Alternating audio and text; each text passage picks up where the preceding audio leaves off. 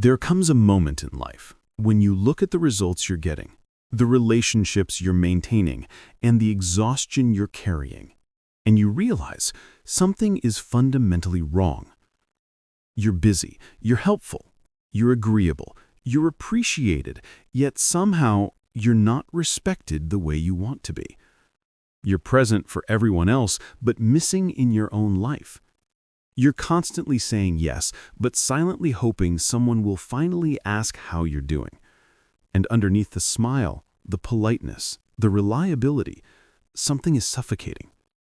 That something is you. There's a name for this pattern: people-pleasing. It sounds harmless, even noble, but the truth is, people-pleasing is not kindness. It's fear wearing the mask of kindness. It's the fear of being disliked, rejected, replaced, or misunderstood. It's the belief that your worth depends on how useful, compliant, and easy you are for other people. It's the illusion that peace comes from avoiding conflict instead of facing it. People-pleasing convinces you that the only way to be safe is to be small. But here's the truth. Leaders are not made by shrinking. Leaders are made by choosing integrity over approval, clarity over comfort, and self-respect over playing it safe. This is the transformation, from people-pleaser to leader.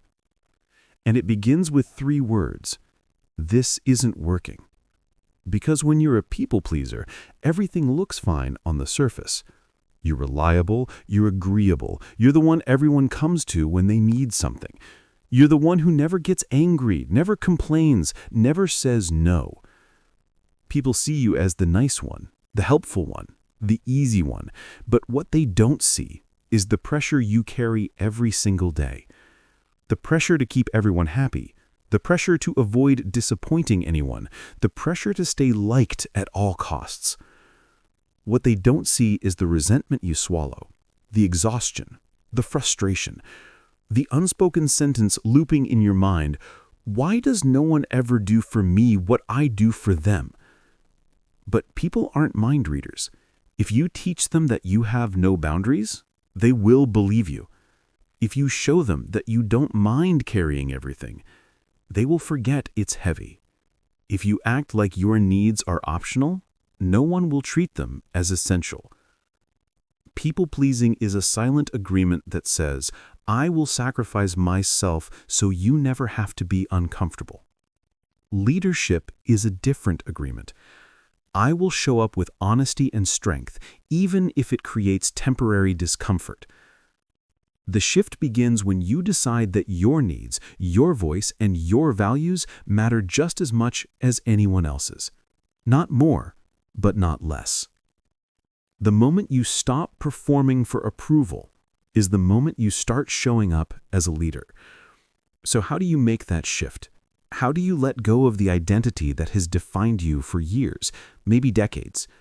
How do you move from people-pleaser to leader? The first step is self-honesty, not the polite honesty you use with others, not the filtered honesty you tell yourself to avoid discomfort. Real honesty. You admit that you're tired of over-explaining yourself. You admit that you're tired of apologizing for things that aren't your fault. You admit that you're tired of pretending everything is fine. You admit that being easy has cost you your confidence, your time, and your potential. Self-honesty is painful, but it is the door to freedom. The second step is understanding your patterns. People-pleasers don't behave this way because they are weak. They behave this way because at some point, approval became the currency of emotional survival. Maybe you learned as a child that attention only came when you were helpful. Maybe you learned that expressing needs led to conflict, punishment, or guilt. Maybe you learned that being good was the only way to avoid chaos. Maybe you learned that your value depended on being liked. But you're not a child anymore, and those old rules no longer serve you. Leadership begins the moment you rewrite the rules, the moment you stop asking, who do I need to be for them, and start asking, who do I want to be for myself? The third step is learning to say no, not as a rejection, but as a declaration of self-respect. Saying no doesn't make you difficult. It makes you clear. It makes you trustworthy. People may resist at first. They are used to the old version of you. But every boundary you set teaches the world how to treat you. No is a leadership word. No protects your time. No protects your energy. No protects your priorities. No protects your purpose. Every leader understands this. The fourth step is expressing your needs with confidence, not apology. A people pleaser says, "Sorry, but is it possible?" A leader says, "Here's what I need." A people pleaser whispers their preferences hoping they won't sound demanding. A leader speaks with clarity, knowing their needs are valid. A people pleaser hides discomfort. A leader communicates to create alignment. You don't have to be loud to be a leader. You don't have to be aggressive. You don't have to dominate. Leadership is not force. Leadership is clarity. The fifth step is embracing temporary discomfort, because here's the truth. Every act of growth feels uncomfortable at first. Your voice will shake when you set your first boundary. Your heart will race when you say no.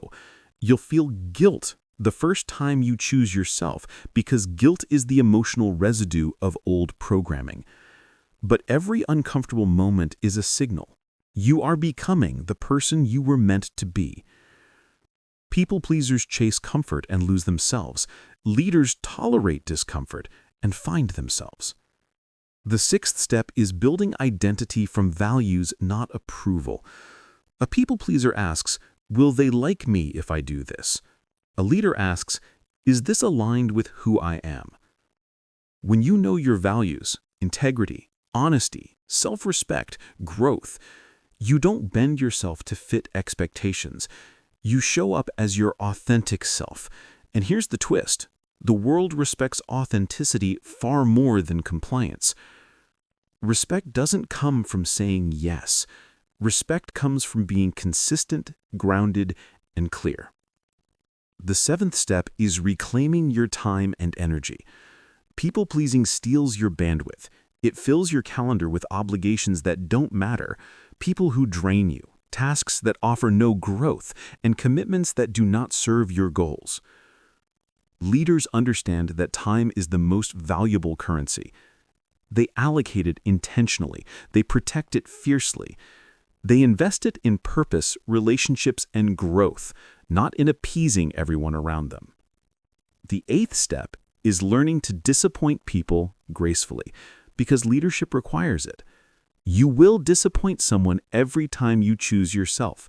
You will disappoint someone every time you set a boundary. You will disappoint someone every time you stop playing small. And that's okay. The goal is not to avoid disappointing everyone. The goal is to stop disappointing yourself. Let people adjust. Let people be surprised. Let people feel what they feel. Your job is not to manage their emotions. Your job is to lead your life. The ninth step is building the courage to be misunderstood. People pleasers crave clarity. They want to make sure no one thinks badly of them. They over-explain, over-justify, over-apologize. Leaders understand that misunderstanding is part of life. Some people will misinterpret your boundaries as selfishness. Some will misinterpret your confidence as arrogance. Some will misinterpret your decisions as personal attacks. But their misunderstanding does not define your truth.